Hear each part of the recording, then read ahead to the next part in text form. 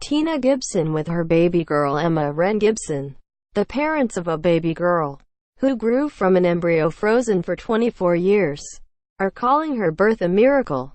Emma Wren Gibson was born last month to Tina and Benjamin in Knoxville, Tennessee, and researchers at the University of Tennessee say this is the longest frozen embryo to come to birth. Last March, when she was 25 years old, Tina Gibson received an embryo that was just 1 year younger than her.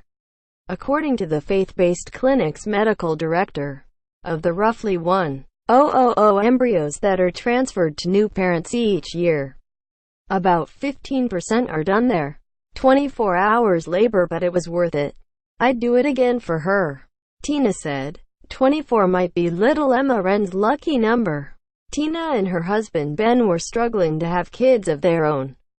Her father suggested she look into so-called embryo adoption, reports CBS News correspondent Adriana Diaz.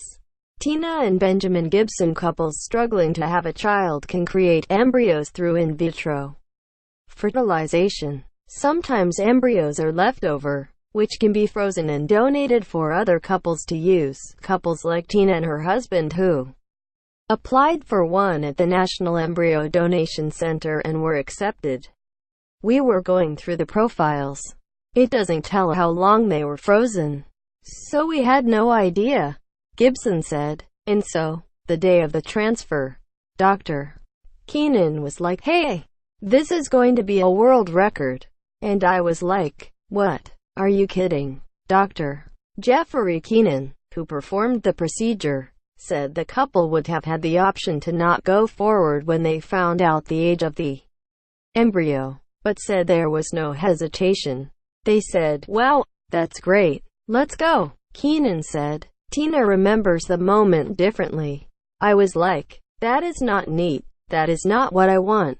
I was like, I want a baby. It's probably not going to work. Like, this is crazy." Tina recounted. Emma's birth was 24 years in the making, but her parents say it was worth the wait.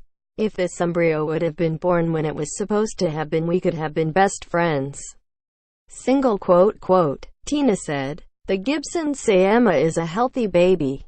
One expert told CBS News that the embryo's successful development is a mix of luck and science, since methods of freezing embryos weren't as good in the past as they are now.